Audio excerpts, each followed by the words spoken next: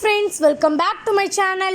Today நம்ம என்ன video பார்க்க போறோம் அப்படினா very இன்ட்ரஸ்டிங்கான வீடியோ தாங்க. நம்ம இன்னைக்கு ட்ரீம் கேக் எப்படி ஈஸியா and சுவையா எப்படி வீட்லயே செய்யறதுன்னு தான் பார்க்க போறோம். வாங்க guys வீடியோக்குள்ள போலாம். இதுக்கு நான் ஒரு மிக்ஸி ஜார் எடுத்துட்டேன். அதுல 1 கப் சுகர் ஆட் பண்ணிக்கோங்க. 1 கப் சர்க்கரை ஆட் பண்ணதுக்கு அப்புறம் ஒரு முட்டையை உடைச்சு ஊத்திக்கோங்க. இந்த மாதிரியான மெஷர்மெண்ட் கப்பில் பாதி அளவுக்கு நீங்கள் ஆயில் ஆட் பண்ணி இதை க்ளோஸ் பண்ணி நல்லா வந்துட்டு நம்ம பீட் பண்ணி எடுத்துகிட்டு வந்துக்கலாம். இப்போ வந்து இதை நல்லா நம்ம இப்போ அரைச்சிட்டோம். அண்ட் அரைச்சதுக்கப்புறம் வேற ஒரு பவுலுக்கு ட்ரான்ஸ்ஃபர் பண்ணிக்கோங்க. இந்த இதில் தான் நம்ம இப்போ ஃபஸ்ட்டு கேக் மேக் பண்ண போகிறோம். நெக்ஸ்ட் நம்ம என்ன பண்ணுறதுன்னு பார்க்கலாம். ஃபஸ்ட்டு நம்ம கீழே வைக்கிற ஃபஸ்ட் லேயருக்கு நம்ம கேக் தானே ரெடி பண்ணோம். அதை ஃபஸ்ட்டு நம்ம ரெடி பண்ணிக்கலாம். அதுக்கு தான் இப்போ ப்ராசஸிங் போயிட்டுருக்கு. பேக்கிங் சோடா 1 டேபிள் ஸ்பூன், நம்ம ஆப்பத்துக்கு போடுவோம்ல அந்த பேக்கிங் சோடா தான். Baking powder 1 table spoon. வீடியோவை ஸ்கிப் பண்ணாமல் பாருங்கள், இதோட டேஸ்ட்டு சூப்பராக இருக்கும். ஸோ கண்டிப்பாக ட்ரை பண்ணலாம். மைதா மாவு 1 கப்பு. நீங்கள் கடையிலலாம் வாங்கினீங்க அப்படின்னா உங்களுக்கு நிறைய ரேட் வரும், உங்களால் வாங்க முடியாது. அதனால் வீட்லேயே ட்ரை பண்ணி பாருங்கள், சூப்பராக இருக்கும். Vanilla essence 1 tablespoon add பண்ணிக்கோங்க. நம்ம என்னத்துக்கு வெனிலா எசன்ஸ் ஆட் பண்ணுறோம் அப்படின்னா அப்போ தான் வந்துட்டு முட்டையோட ஸ்மெல் இல்லாமல் நம்ம கேக் வந்துட்டு நல்லா வரும், அதனால தான். இப்போ இது கூட cocoa powder 1 tablespoon add பண்ணிக்கோங்க. நம்ம கொக்கோ பவுடர் கலருக்காக தான் ஆட் பண்ணுறோம். நீங்கள் இன்னும் கொஞ்சம் உங்களுக்கு கலர் வேணும்னா நீங்கள் இன்னும் கொஞ்சம் கொக்கோ பவுடர் கூட ஆட் பண்ணிக்கலாம். இப்போ இதை நல்லா வந்து மிக்ஸ் பண்ணி விட்டுக்கோங்க. இந்த மாவு எல்லாமே நல்லா வந்துட்டு ஒன்றா சேர்ந்து நல்லா கலக்கணும். ஓகே, இப்போ இதை நல்லா வந்து மிக்ஸ் பண்ணி விட்டுக்கோங்க. நீங்கள் இந்த மாடலில் தான் கேக் செய்யணும் அப்படின்னு கிடையாது. நீங்கள் என்ன மாடலில் வேணால் கேக் செய்யலாம். சில பேர் வந்து பிஸ்கட்டு அண்ட் ஓரியோ பிஸ்கட் அந்த மாதிரி நிறைய இதை வச்சுட்டு டிஃப்ரெண்ட்டாக செய்வாங்க. அந்த மாதிரி கூட நீங்கள் கேக் ரெடி பண்ணிக்கலாம், அது உங்கள் இஷ்டம் தான். இப்போ வந்து நம்ம கேக் பேக் பண்ணுறதுக்காக ஒரு டின் எடுத்துக்கோங்க. எதில் நீங்கள் கேக் பேக் பண்ண போகிறீங்களோ அந்த டின் எடுத்துக்கிட்டு அதில் வந்துட்டு கீ வந்துட்டு நல்லா வந்து எல்லா சைடும் வந்து ஸ்ப்ரெட் பண்ணிக்கோங்க. நீங்கள் ஆயில் யூஸ் பண்ண வேணாம், நீங்கள் நெய் யூஸ் பண்ணி நல்லா வந்து ஸ்ப்ரெட் பண்ணி விட்டுக்கோங்க. அப்போ தான் கேக் நமக்கு ஒட்டாமல் நமக்கு ஈஸியாக எடுக்கிறதுக்கும் ஈஸியாக இருக்கும். இப்போ நம்ம மிக்ஸ் பண்ணி வச்சுருக்கோம்ல, அதை நம்ம இது கூட சேர்த்து வந்து நல்லா வந்து வேக வச்சுக்கலாம். ஃபஸ்ட்டு இது கூட நம்ம ட்ரான்ஸ்ஃபர் பண்ணிக்கலாம். நான் கீழெலாம் ஒட்டாமல் இருக்கணும் அப்படிங்கிறதுக்காக நான் கீழே பட்டர் பேப்பர் போட்டுட்டு சைட்ஸ்லாம் மட்டும் நான் வந்து நெய் வந்து இது பண்ணியிருக்கேன், ஸ்ப்ரெட் பண்ணியிருக்கேன். இதில் நம்ம வாட்டர்லாம் எதுவுமே ஆட் பண்ணக்கூடாது. இதை நம்ம ஃப்ரீ ஹீட் தான் பண்ண போகிறோம். கீழே இதை மாதிரி ஒரு ஸ்டாண்ட் வச்சுட்டு அதுக்கு மேலே நம்ம வந்துட்டு ரெடி பண்ணி வச்சுருக்கோம்ல, அதை வச்சு நம்ம க்ளோஸ் பண்ணி நல்லா வந்துட்டு அதை வந்து நம்ம வேக வச்சு எடுத்துக்கணும். இப்போ வந்து கரெக்டாக டைம் ஆகிடுச்சு. இப்போ நான் ஓப்பன் பண்ணிட்டேன். அண்ட் டைம் பார்த்தீங்க அப்படின்னா 20 நிமிஷத்துலேயே எனக்கு இந்த மாதிரி சூப்பராக வந்து வெந்து கிடச்சிருச்சு. நான் உள்ளெல்லாம் வெந்திருக்கா அப்படின்னு சொல்லி சாப்ஸ்டிக் வச்சு ட்ரை பண்ணி பார்த்தேன். அண்ட் நல்லாவே வந்து வெந்திருக்கு. ஓகே, இப்போ கேக் வந்து சூப்பராக நமக்கு ரெடி ஆகிடுச்சு. கீழே உள்ள பட்டர் பேப்பரை வந்து ரிமூவ் பண்ணிக்கோங்க. ரிமூவ் பண்ணிட்டு நீங்கள் சைட்ஸு அந்த ரவுண்ட் ஷேப் கரெக்டாக டின்னில் வைக்கிறதுக்காக நீங்கள் கரெக்டாக கட் பண்ணி எடுத்துக்கோங்க. கரெக்டாக உங்களுக்கு எவ்வளோ தூரம் வேணுமோ அவ்வளோ தூரம் நீங்கள் கட் பண்ணிக்கிட்டு அந்த மாதிரி எடுத்துக்கோங்க. நான் வந்து மேலே உள்ளதெல்லாம் கட் பண்ணி எடுத்துக்கிட்டேன்.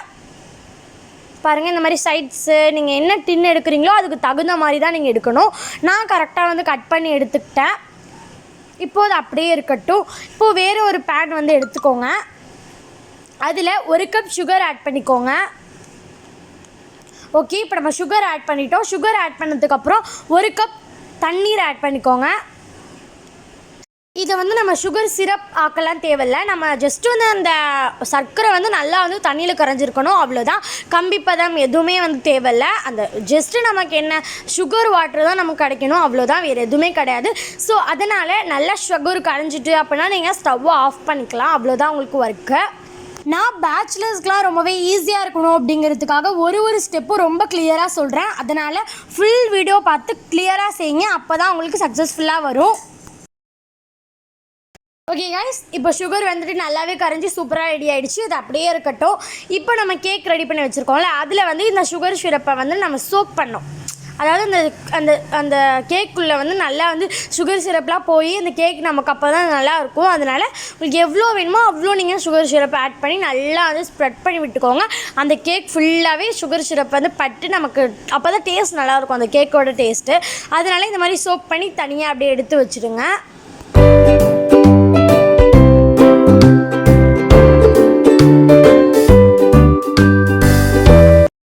இப்போ நம்ம விப்பிங் க்ரீம் ரெடி பண்ண போகிறோம். அதுக்கு வந்துட்டு நான் வந்து கடையிலே போய் விப்பிங் க்ரீம் ரெடி பண்ணுறது நான் வாங்கிக்கிட்டேன் அந்த மிக்ஸு. இப்போ அந்த மிக்ஸை வந்து உங்களுக்கு எவ்வளோ வேணுமோ அவ்வளோ எடுத்துக்கோங்க. நான் இன்றைக்கி 1 கப் எடுத்திருக்கேன். இப்போ அது கூட மில்க் ஆட் பண்ணி நல்லா பீட் பண்ணி எடுத்துக்கோங்க. பாலை மட்டும் நல்லா காய்ச்சி ஃப்ரிட்ஜில் வச்சுட்டு அந்த பாலை நீங்கள் இது கூட ஊற்றி மிக்ஸ் பண்ணிங்க அப்படின்னா உங்களுக்கு டக்குன்னு ரெடி ஆகும். அதனால் இந்த மாதிரி நீங்கள் ரெடி பண்ணி பாருங்கள்.